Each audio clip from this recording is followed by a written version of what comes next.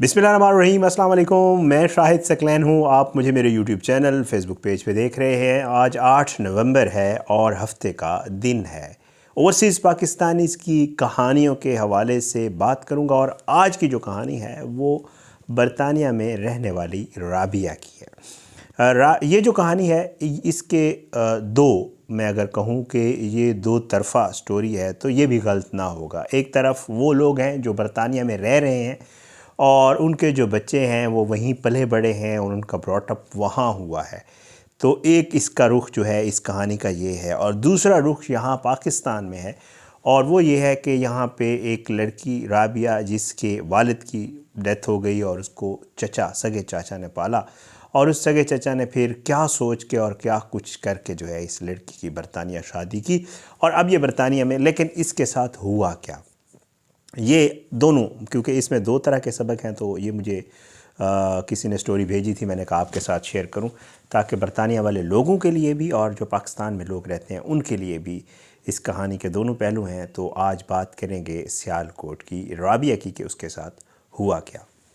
लेकिन कहानी शुरू करते हैं बरतानिया से। राबिया यहाँ सियालकोट में है, उसको चचा पाल रहे हैं और चचा जो है वो उसकी देखभाल कर रहे हैं क्योंकि उसके बारे में मैं आपको पहले बता चुका हूँ।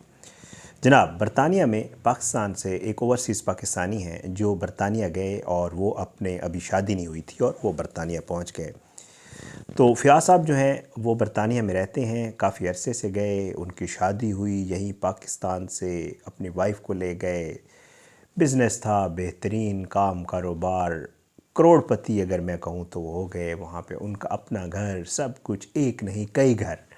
और फिर अल्लाह ताला ने उनको बड़ा रंग लगाया और वो बेहतरीन पाउंड्स में खेलना शुरू हो गए। माजरत। उसके बाद ये हुआ कि जी उनको अल्लाह ताला ने एक बेटा अता किया और बेटा जो है वो आहिस्ता आहिस्ता बड़ा होना शुरू किया। जब बेटा बड़ा होता गया तो उसकी स्कूलिंग, उसकी स्टडी वगैरह सब कुछ था। दो वजूहात, दो फैक्टर्स जो है उसमें बुरे हुए। एक तो ये कि पैसा बहुत ज़्यादा था और दूसरा ये कि ब्रॉटअप वहाँ पे था। तो वहाँ पे वो लड़का जो है वो हमज़ा नामी लड़का जो है वो वहाँ पे उसकी जो है दोस्ती अच्छे लोगों के साथ नहीं थी, और क्योंकि उस वहाँ पे माहौल का असर होता है, दोस्तियाँ कुछ ऐसे लोगों के साथ होती हैं तो वो हर तरह का जो वहाँ की माशरती बुराई है, चाहे वो अल्कोहल के हिसाब से हो, ड्रिंक वगैरह, या चाहे वो बाकी कंपनीज़ हों, क्लब्स में जाना, जो कुछ हो, वो उन आदतों में पड़ गया। पैसा भी था, वालिद जो थे वो बिज़नेस में बहुत ज़्यादा बिज़ी थे, वालिदा जो थी ज़ाहिर है वो पाकिस्तानी थी, फिर उस तरह उनको, ठीक है आल दो वो वहाँ रह रही थी लेकिन ज़ाहिर है उनको उस तरह चीज़ बाहर नहीं निकलती थी, ना उनको उन चीज़ों का पता था, कोशिश करती थी बट लड़का था बाहर चला जाता था तो ज़ाहिर बात है अब हमज़ा जो है वो वहाँ पे इन सब गंदी बुरी आदतों में पड़ गया। अब फ़याज़ साहब परेशान है, मेरा बेटा जो है, मेरा एक ही बेटा है, मेरी इतनी बड़ी बिज़नेस है, सब कुछ है, कई घर हैं, पाकिस्तान में भी बहुत कुछ है, लेकिन ये है कि बेटा किसी काम का नहीं है। उनकी कोशिश थी, रोक टोक करते थे, कई बार समझाते थे, लेकिन बेटा जो है वो किसी भी बात को सुनता ही नहीं था और उसकी जो आदतें थी वो उसी तरह थी। अच्छा, ये भी नहीं कर सकते थे कि वो बेटे को कोई इतनी सख्त वो करें, क्योंकि वहाँ के आपको पता है कि जी सूरत हाल ऐसी है कि आप किसी के साथ सख्ती भी नहीं कर सकते, और अगर कोई सख्ती करता भी है तो फिर बच्चे कहते हैं ओके हमारा अपना रास्ता आप हमारा हिस्सा में फ़राहम कर दें ताकि हम अपना रास्ता लें। तो इस चीज़ से भी पाकिस्तानी जो हमारे वहाँ पे रहते हैं वो डरते हैं। बाजी फ़याज़ साहब जो है उन्होंने बेटे को कहा कि देखो अगर तुम ये सब चीज़ें नहीं छोड़ोगे तो जो मेरी चीज़ें हैं, जो मेरी जितनी भी ये दौलत है, जितनी भी एसेट्स हैं, ये मैं किसी फ़लाही इदारे के नाम अपनी विल जो मेरी वसीयत है उसमें लिख दूँगा और मेरे मरने के बाद तुम्हें ये इनमें से एक टका भी नहीं मिलेगा। तो इसलिए बेहतर है, क्योंकि उसके पास महज हथियार यही था फ़याज़ के पास, तो उसने कहा इससे बेहतर है कि तुम जनाब जो है वो सीधे रास्ते पे आ जाओ, और नहीं तो ये सब कुछ मैं चैरिटी में दे दूँगा और तुम्हें इसमें से कुछ नहीं मिलेगा। अब हमज़ा जो है परेशान था, उसने कहा जी बाप ने अगर ये सब कुछ कर दिया तो, क्योंकि उसने सारा कुछ देखा हुआ था, पैसे की रेल पेल सब कुछ देखा था, तो उसके लिए वो समझदार था, उसको इतना तो बेवकूफ़ नहीं था कि उसको पता ना। तो वो कहते हैं कि जी उसने थोड़ा सा जो है वो बाप को दिखाने के लिए अपना जो है वो फर्मा बरदारी और वो चीज़ें शुरू कर दी, लेकिन ज़ाहिर है जो आदतें होती है बंदे से छूटती नहीं, वो छुप छुप के वालिद को पता नहीं होता था, मतलब वो सब कुछ करता था जो वो कर रहा था। आदतें जारी थी बट एक कवर दिया उसने वालिद को वो करने के लिए कि जी ये जो है इस तरह। वालिद मेरा ये समझे कि मैं कोई बहुत ही कोई बेहतर वालिद के कहने के ऊपर, लेकिन दरअसल उसके जहन में वही चीज़ थी कि मेरे वालिद जो हैं अगर ये चैरिटी में देगा तो मेरे लिए फिर कुछ नहीं बचेगा। लेकिन वालिद वालिद ही होते हैं, ज़ाहिरी बात है, उनको इस चीज़ का अंदाज़ा था और उन्होंने चीज़ पीछे मतलब चेक भी कर रहे थे। उनको ये अंदाज़ा हो गया कि ये मुझे डॉज करने के लिए सब कुछ, मुझे धोखा देने के लिए सब कुछ कर रहा है। तो बहरहाल वालिद ने उसे कहा कि तुम अपनी हरकतों से बाज नहीं आ रहे, हम ये करते हैं कि हम तुम्हारी शादी करते हैं, और शादी भी जो है वो किसी अपनी पाकिस्तानी लड़की से करते हैं। तो जनाब फ़ियाज़ साहब ने ये किया कि वहाँ पे लड़की वगैरह तलाश की, लेकिन ज़ाहिर है जिस तरह की लड़की वो चाह रहे थे कि जी वो थोड़ी सी इतनी बेहतर लड़की हो, यहाँ का जिसका ब्रॉटअप ना हो, और वो कोई ऐसी लड़की हो जो थोड़ी सी मेरे बेटे को सीधा कर ले, इसको राह रास्त पे ले आए किसी तरीके से, खूबसूरत भी हो, पढ़ी लिखी हो, और साथ में ये है कि थोड़ा जो एक हमारा मज़हबी मामला है उसको भी अंडरस्टैंड करती हो तो बेहतर है, ताकि मेरा बेटा उसकी वजह से राह रास्त पे आ जाए। वहाँ पे ज़ाहिर नसीब की बात होती है, किस्मत की बात होती है, रिश्ते जो है वो आसमानों पे लिखे जाते हैं। कोशिश उन्होंने की लेकिन उनको वहाँ पे कोई ऐसी लड़की मिली नहीं। पीछे से ज़िम्मे लगाया अपने रिश्तेदारों में कि कहीं कोई ऐसी लड़की हो जो आसानी से रिश्ता भी हो जाए, क्योंकि ज़्यादातर रिश्तेदार जो है वो हमज़ा के हवाले से जानते थे कि उसकी वहाँ पे क्या एक्टिविटीज़ हैं, और कोई बेवकूफ़ तो नहीं होता कि वो अपने बच्ची को जो है इस तरह किसी के सपुर्द कर दे। तो उन्होंने अपने रिश्तेदारों को कहा कि कहीं दूर पार के रिश्तेदारों में अगर कोई ऐसी बच्ची हो जो अच्छी हो, पढ़ी लिखी हो, और साथ में ये है अच्छी शक्ल सूरत की हो, ताकि हमारा बेटा बिल्कुल भी वो ना करे कि जी क्या हम पाकिस्तान से क्या ले आए, तो हम इसका रिश्ता कर देंगे। बहरहाल ये स्टोरी बरतानिया तक। अब आते हैं पाकिस्तान। यहाँ पे आपको राबिया का बताया जी, हमज़ा की बहुत दूर की रिश्तेदार, कहीं जैसे रिश्तेदारों के रिश्तेदार होते हैं उस तरह, चचा के घर ब्रॉटअप हुआ, वहीं पे सब कुछ एहसान था चची और चचा का, उन्होंने पढ़ाया, बड़ा किया, खूबसूरत थी, अच्छी थी,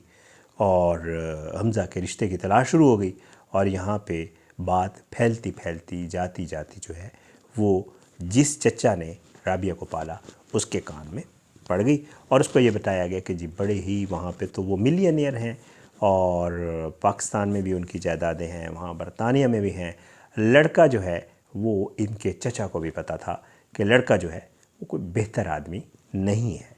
और उसको पहले भी पता था। फिर जाहिर है जब ये सारा रिश्ते वाला मामला आहिस्ता आहिस्ता खुलना शुरू हुआ कि वहाँ पे रिश्ता नहीं किया, इधर रिश्ता कर रहे हैं, पाकिस्तान से लड़की ले जाना चाह रहे हैं, तो इसके चचा ने मज़ीद थोड़ी सी जांच पड़ताल की, तो इसको पता चल गया कि जी असल जो रिश्ता ना होने की वहाँ सबब है, या जो मामलात हैं वो यही हैं कि लड़का जो है वो किसी काम का नहीं है, और वालिद ने महज इसलिए किया है ताकि उसको सीधे रास्ते पर लाया जाए। तो इसने सोचा कि क्यों ना, बेटी तो मेरी अपनी भी है, तो क्यों ना मैं एक बारगेन करूं, एक डील करूं कि मैं जो है वो अपनी भतीजी को इस्तेमाल करूं इस काम के लिए। रिश्ता भी भतीजी का हो जाएगा, कोई खुदा न खास्ता मसला हुआ तो वो भी भतीजी के साथ होगा, और इसी के बदले मेरा एक अच्छी फैमिली के साथ टर्म्स भी बन जाएंगे, और अच्छी फैमिली के साथ मेरा जो है वो मामला भी हो जाएगा कि मेरे बच्चों के लिए भी रास्ता खुल जाएगा। ज़ाहिरी बात है, कज़न है वो जाएगी बरतानिया, तो उसके बाद मेरा बेटा बेटियां, इनके लिए भी मामला आसान हो जाएगा, और मैं जो मेरा दामाद होगा, भतीजी का हस्बैंड, उसको आसानी से कह सकूँगा, तो कोई मसला नहीं होगा। बहरहाल बरतानिया वाले रिश्ते की तलाश, इधर इसके चचा को पता चल गया, आपस में मामला हुआ। जिन्होंने पाकिस्तान में रिश्ता देखना था उन्होंने लंदन वालों से रब्ता किया, और फिर इसके जो चचा थे राबिया के, उससे रब्ता करवा के इनके आपस में बातचीत हो गई। बातचीत हो गई तो जो लड़का था उसने वालिदैन की से महज वालिद की इस धमकी की वजह से, जो कि वो कहते हैं कि जी मैंने विल लिखवा दी है कि जी अगर आप पाकिस्तानी लड़की से शादी नहीं करोगे, अपने आप को ठीक नहीं करोगे, मेरे कहने पे नहीं आओगे, तो फिर मैं चैरिटी में दे दूँगा। हमज़ा साहब जो है वो रेडी हो थे सब कुछ करने के लिए जो उसके वालिद कह रहे थे। यहाँ पे जी इसके चचा जो थे उन्होंने ये सोचा कि यार मेरे तो मुस्तकबिल बन जाएगा। उन्होंने भी जो है बातचीत चलाई, करते कराते जैसे होता है, आपको पता है, जो कोई थोड़ी बहुत मेल मुलाकातें होती हैं, वो पाकिस्तान आ गए, मुलाकात हो गई, देख लिया, सब कुछ तय हो गया, रिश्ता हो गया और यही तय हुआ कि ज़ाहिरी बात है ये लड़की जो है वो शादी के बाद बरतानिया जाएगी। रिश्ता तय हो गया। रिश्ता तय होने के बाद जी राबिया ये कहती है कि मेरे जो चचा थे उन्होंने बहुत डॉक्यूमेंट्स वगैरह बने, प्रोसेस हो गया, सब कुछ कर करा के मैं बरतानिया आ गई। लेकिन मेरे चचा ने साथ ये भी कहा, मेरे जो इन लॉज थे उनको, कि जी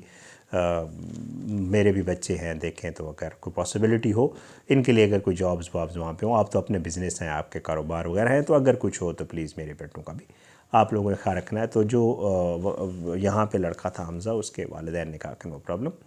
हम देख कर लेंगे, कोई ऐसा मसला नहीं है। बहरहाल जी राबिया ये कहती हैं कि मैं ब्याह का जो है वो पहुँच गई बरतानिया। बरतानिया पहुँच गई तो कहती हैं कि जी मुझे ये इल्म नहीं था, मेरे चचा को ये इल्म था कि हमज़ा किस किस्म का आदमी है, बट मुझे ये इल्म नहीं था। मेरे लिए एक नॉर्मल शादी थी कि ठीक है जी शादी होगी, और मेरे चचा चची मुझे ये कहते थे तुम्हारी तो किस्मत खुल गई है, तुम जो है एक अच्छा तुम्हारा रिश्ता हो गया और तुम्हारी इंशाअल्लाह फ्यूचर जो है वो बेहतर है। ये कहती है जी मैं बिल्कुल वैसे ही जैसे नॉर्मल एक शादी होती है मैं वो सब कुछ कर करा के आ गई। लेकिन जब मैं बरतानिया आई तो वो 2 4 5 दिन ही गुजरे तो मुझे मामलात समझ आना शुरू हो गए कि जी असल मामला है क्या। क्योंकि मेरी जो मदर इन लॉ थी उन्होंने जो है मुझे वाज़ेह तौर पे बता दिया था कि जी देखें हमने शादी भी इसलिए की है और तुम्हारी बहुत बड़ी ज़िम्मेदारी हमने तुम्हारे सर पे डाल दी है कि ये हमारे हाथ तो नहीं आया, इसका बचपन ऐसे ही गुजरा है और ये हमारे हाथ नहीं आया, तो तुम मेहरबानी करो अगर तुम इसको ठीक कर दो। राबी कहती है कि मेरे लिए बड़ी मुश्किल मामला था, तो लेकिन मैंने कहा कि ठीक है मेरी शादी हो गई, हस्बैंड है, तो मैं कोशिश करती हूँ कि अगर कुछ ऐसा कर सकूँ। वो कहती है कि मैंने अपने तय बहुत कोशिश कर ली, बहुत ज़ोर लगाया, महीने गुजर गए कई, लेकिन जो है जो लड़का था उसकी कोई जो है आदत में इतनी ज़रा बराबर भी तब्दीली नहीं आई। पूरी पूरी रात बाहर रहना, बाहर से आना तो अपने उस हालत में होना जो वो पहले होता था। और मेरे लिए जो मतलब वो मेरा उसका जो ताल्लुक़ था, रिश्ता था, वो बस महज़ क्योंकि उसने भी यही सोच लिया था लड़के ने कि वालिद को मैंने खुश करना है, तो उसका मेरा जो रिश्ता था वो महज़ एक पेपर मैरिज की तरह था, बाकी ऐसा कोई मामला था नहीं। मैं उसको किसी चीज़ से रोकती टोकती थी तो ऑलरेडी इतनी उसमें होता था, नशे में होता था ये उस सूरत हाल में कि वो मुझे बेहुदा वो करता था। और उसके बाद जो है तो कहती है अपने दिन मैंने कोशिश की, लेकिन मुझे वाज़े तौर पे नज़र आने लग गया कि ऐसा कुछ हो नहीं सकता। अनफॉर्चुनेटली वो कहती है कि इस दौरान जो मेरे फादर इन लॉ हैं उनकी डेथ हो गई। उनकी डेथ हो गई तो हमारे घर पे एक सदमा आ गया, और उसके बाद ये हुआ कि जो उनकी विल थी या जो कुछ था, और क्योंकि वो सारी जो उनकी शर्तें भी थीं वो हमज़ा ने पूरी कर दी थी